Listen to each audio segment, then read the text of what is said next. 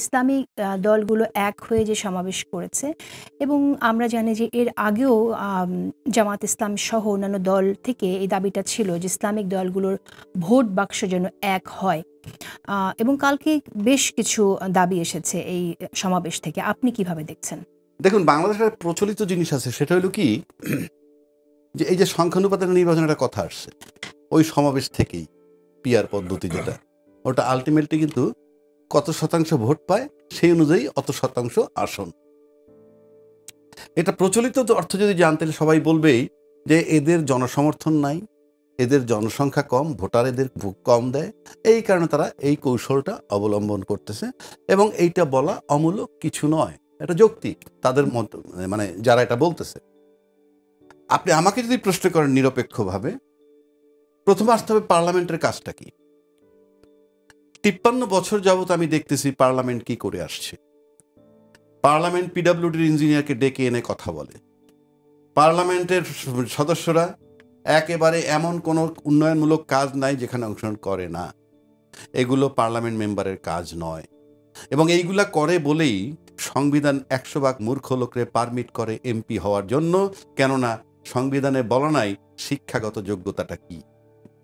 আচ্ছা, আপনি অন্য আলোচনায় চলে গেছেন। আপনি যেটা বলতে চাইছেন যে পার্লামেন্টে কারা যাবে এবং পার্লামেন্টে যারা যাবে তারা আইন প্রণয়নের বাইরে আর কি করতে পারবে না পারবে সে ব্যাপারটা নিশ্চয়ই একটি আলোচনার ব্যাপার। আমরা সেটা নিয়ে কথা বলবো। কিন্তু আমি আপনার কাছে জানতে চেয়েছি, কালকের যে সমাবেশ এবং সমাবেশ থেকে যে ঘোষণা এসেছে এবং আমরা দেখতে পাচ্ছি যেন এটা জোট হতে যাচ্ছে, আপনি এই জোট হওয়ার সম্ভাবনাকে কিভাবে দেখছেন?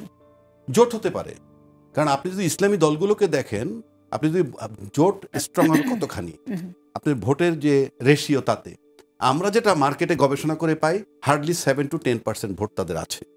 যদি ওইভাবে আপনি যান তাহলে আপনি এটা জোট করলে যে খুব বড় কিছু হবে তেমনটা আমার কাছে মনে হয় না। 1, 2 নম্বর, বিভিন্ন দলে কিন্তু বিভিন্ন আইডিওলজি আছে। কারো আইডিওলজি বঙ্গবন্ধু, কারো আইডিওলজি জিয়াউর রহমান, কারো থাকতেই পারে। কিন্তু ইসলামী দলগুলো কিন্তু সবার আইডিওলজি সেম, কোরআন হাদিসের আলোকে। অথচ আপনার আইডিওলজি যখন সেম, তাহলে এত মতবিরোধ কেন? আপনারা তো ইউনাইটেড হতে পারছেন না, এবং এটা একটা বিরাট অন্তরায়। 1 নম্বর।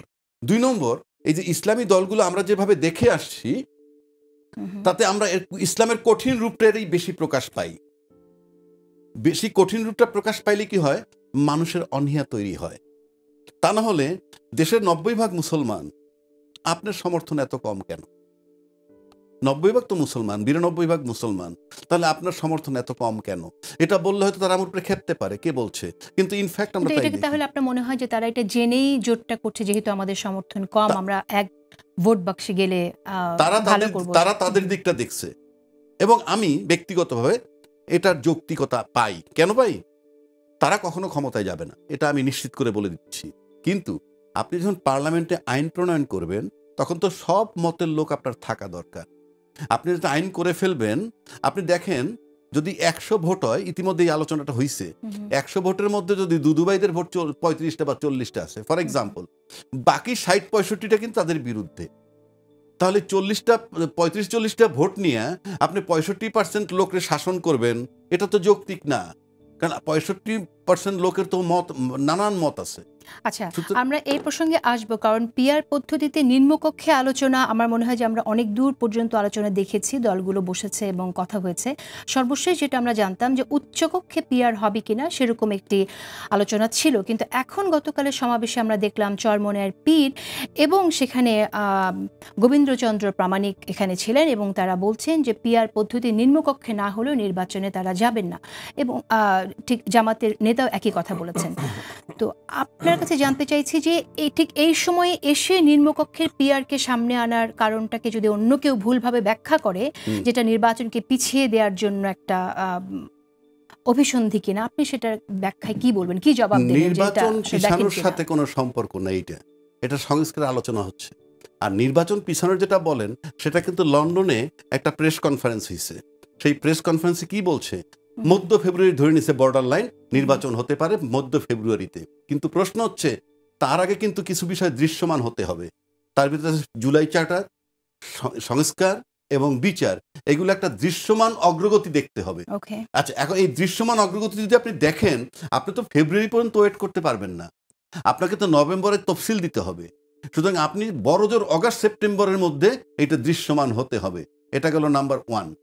নাম্বার 2, পাওয়ারের ব্যালেন্সে একটা কথা বলা হচ্ছে রাষ্ট্রপতি এবং প্রধানমন্ত্রীর।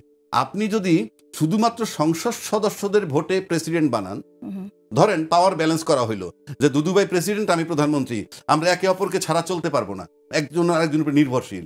কিন্তু সংসদ সদস্যদের ভোটে যদি রাষ্ট্রপতি হয়ে যায় এবং সংসদ সদস্যদের যারা মেজরিটি থাকবে, তাহলে তো প্রধানমন্ত্রী আর রাষ্ট্রপতির ভিতরে কোনো পার্থক্য নাই, যদি তার দলের প্রেসিডেন্টই আসে। সে কারণে ওরা চাচ্ছে ওই যে 70,000 মিনিমাম ইলেকট্রাল ভোট। আরেকটা কথা বলি, 1 মিনিটে শেষ করে দিই। আপনি বাংলাদেশ একটা বিরাট নিদর্শন আছে যে পাওয়ারের ভারসাম্য থাকলে অবস্থাটা কি হয়, সেটা ইউনূস সাহেবের দিকে তাকায় দেখেন। রাষ্ট্রপতি আওয়ামী লীগের, আর ইউনূস সাহেব হইলেন তথাকথিত একজন সিভিল সরকার। এইবার বুঝেন কি অবস্থার মধ্যে দুইজন আছে। এটা আমরা গোবিন্দচন্দ্র প্রামাণিককে যখন দেখলাম, তখন আমার কাছে মনে পড়লো তিনি কদিন আগে বলেছিলেন যে বাংলাদেশে রন্ধ্রে রন্ধ্রে ধর্মান্ধদের প্রভাব আছে। ঠিক 2 দিন আগে কথাটি তিনি বলেছেন। শুধু তাই না, এর আগেও কিন্তু অভিযোগ আছে তিনি অখণ্ড ভারত দেখতে চেয়েছিলেন। তো তাদেরকে যখন একসাথে দেখছি তখন আমার মনে হচ্ছে ঠিক কেন, মানে তাকে স্টেজে যখন দেখছি, আপনি আসলে আপনার ব্যাখ্যা কি, আপনি কি মনে করেন? শুনুন, আমরা যে আলোচনাটা করতেছি তাতে এমন একজন ইন্ডিভিজুয়ালকে নিয়ে আসছেন, সে কিন্তু নাইদার ইম্পর্টেন্ট ইন বাংলাদেশ নর very much acceptable in India. তাহলে এই প্ল্যাটফর্মে তাকে আনা হলো কেন? এই প্ল্যাটফর্মে আনা হলো যে আপনি একটা পরিস্থিতি তৈরি করেন। এটা অনেকটা, আমি এটাকে খুব ভালো নজরে দেখছি না। ধর্মান্ধ যদি আপনি বলেন, এটা পৃথিবীর বিভিন্ন দেশই আছে, এক এক দেশে ধর্মান্ধ এক এক রকমের। সুতরাং আমি যেমন ইসলামী দলকে, তিনি বলেছেন এই সরকারের রন্ধ্রে রন্ধ্রে মৌলবাদের আখড়া। এটার কারণ আছে। এটা কেন বলছি, আপনি ইউনূস সরকার যে আসছেন, ওনার তো সাথে কেউ নাই। বাংলাদেশে কিন্তু এই প্রথম একটা সরকার, নির্বাচিত কোনো সরকারকে সরানোর পরে সরাসরি যে সমস্ত সরকারগুলো আসছে, তার ভিতরে সামরিক সরকারও আসছে এবং মিলিটারি ব্যাক গভর্নমেন্টও আসছে, যেমন 111 গভর্নমেন্ট। কিন্তু এই একটা মাত্র সরকার যিনি পিওর সিভিল, ইনি কিন্তু আর্মি ব্যাক গভর্নমেন্ট নন। আমরা সেটা পাচ্ছি না। যেহেতু উনি আর্মি ব্যাকড গভর্নমেন্ট নন, উনি খুব টালমাটাল অবস্থার মধ্যে আছেন। আর্মি ব্যাক গভর্নমেন্ট থাকলে তো বিরাট প্রশাসন তার সাথে থাকে। তো যার কোনো দল নাই, তার তো কোথাও ডিপেন্ড করতে হয়, কিংবা কারো ব্লেসিংস তার দরকার। সেই জন্য কি তিনি এই কথা বলেছেন, তাই বলতে চাইছেন আপনি? হ্যাঁ, এটা আমার কাছে মনে হয় অনেকটা এইটা, যে এই যে আমি ইসলামী দলগুলোর যে বক্তব্যটা দেখি এবং সেখানে তাদের যে ডিমান্ডগুলা আর সংস্কারের সাথে যে বিষয়গুলো ঐক্যমত্য হইতেছে না, যে ঐক্যমত্য আনার জন্য যে বিষয়গুলো আসতেছে, তার ভিতরে কিছু সিমিলারিটি পাওয়া যায় এবং সেটা যৌক্তিক অযৌক্তিক সেই আলোচনা আমি করছি না। কিন্তু আপনি যেটা বললেন, আপনি কি তাহলে মনে করেন যে এই সরকারের রন্ধ্রে রন্ধ্রে মৌলবাদের আখড়ায় কথা? রন্ধ্রে রন্ধ্রে মৌলবাদের বিষয় না, বিষয়টা হচ্ছে যে ফর দ্য টাইম বিং আমার তো একটা অবস্থান দরকার, শেলটা, মানে তার পক্ষে কেউ এসে দাঁড়াইছে। কেন বলছি আমি, আপনি মনে করেন যারা নির্বাচন চায় তাদের কোনো অপরাধ না, একটা গণতান্ত্রিক দেশে নির্বাচন চাইবে, এটাই স্বাভাবিক। কিন্তু প্রশ্ন হচ্ছে, যারা তার কাছে নির্বাচন চাইছে তারা কিন্তু তার সাথে দেখা করে ডিসেম্বর পর্যন্ত নির্বাচন